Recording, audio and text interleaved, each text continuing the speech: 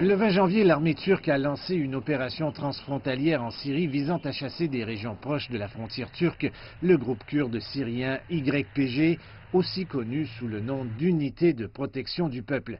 La Turquie estime que les YPG constituent une menace pour sa sécurité et ne veut pas d'un État kurde autonome formé le long de sa frontière.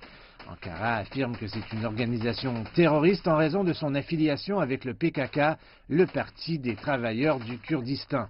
Les États-Unis, la Turquie et l'Union européenne ont aussi qualifié le PKK d'organisation terroriste.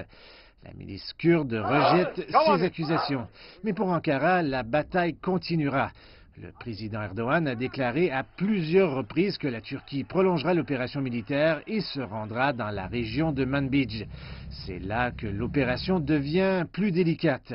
Il y a environ 2000 soldats américains postés à Manbij où se trouve le groupe militant YPG. Les États-Unis disent que le groupe est un allié et ont entraîné et armé les YPG dans la lutte contre Daesh. Le week-end dernier, le chef du commandement central américain, Joseph Votel, a déclaré que les États-Unis n'envisageraient pas de retirer leurs troupes de la région. Pendant ce temps, le président Erdogan a déclaré que la Turquie ira de l'avant malgré la présence américaine. Il appartient à ceux qui sont dans la zone d'évacuer les lieux où les terroristes sont présents ou non. Comme nous l'avons déclaré ouvertement, sans jouer à aucun jeu, nous continuerons de sévir contre les terroristes, peu importe qui les accompagne. Si les troupes turques et américaines se retrouvent face à face, cela créerait sans aucun doute une situation dangereuse et politiquement risquée pour les deux alliés de l'OTAN.